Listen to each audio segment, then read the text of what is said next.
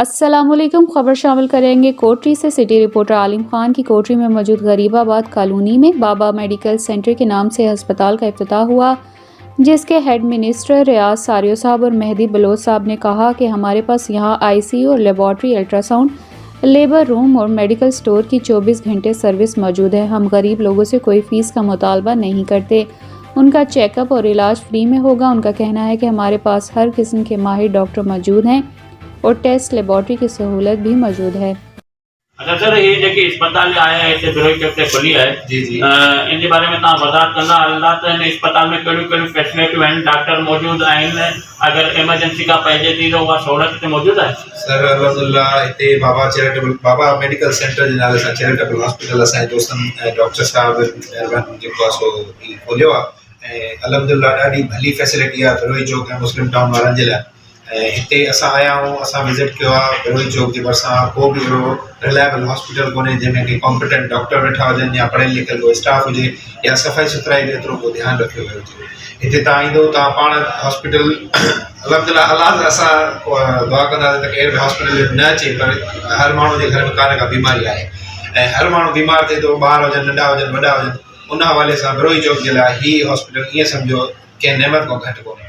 अल्हम्दुलिल्लाह हिते तमामु बहितरीन डॉक्टर ॿाहिरां खां पढ़ियल लिखियल doctor Asad Ali Khwaja Sahab main doctor आहे, लेडी डॉक्टर्स आहिनि, हर सहूलियत हिते हिननि अवेलेबल करे ॾिनी आहे हितां जे आवाम जे लाइ। ऐं हिते जेके फैसिलिटियूं असां ॾिसूं था उहे सभु सिविल हॉस्पिटल में अवेलेबल हूंदियूं। हाणे हिननि हिते इहो सभु कुझु अवेलेबल करे हितां जे माण्हुनि जे लाइ ईअं सम्झो कंहिं नेमत खां घटि को माना करिश्मो न करे।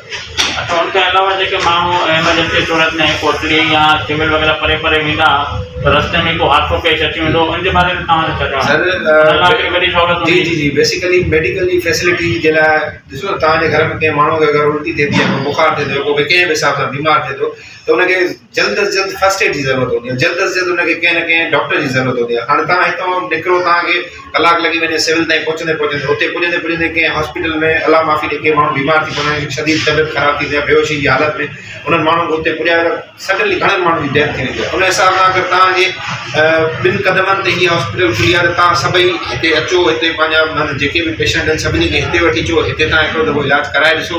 अल्हम्दुलिल्लाह तव्हांखे माना हीअ हॉस्पिटल तमामु सुठो रिस्पॉन्स ॾींदी, पढ़ियल लिखियल डॉक्टर, पढ़ियल लिखियल स्टाफ, तव्हांखे बाक़ाइदा हर सहूलियत फर्स्ट क्लास सेटअप तव्हांखे कीअं लॻो? असांखे ॾाढो अल्हम्दुलिल्लाह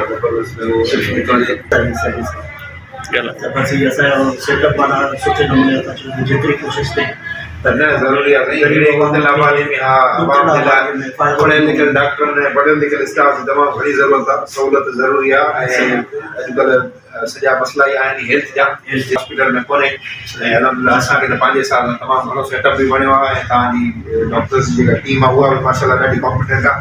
अलाह ने तव्हां कामयाबु कंदो, तव्हांजे हॉस्पिटल कामयाबु कंदो। असां दुआ कयूं।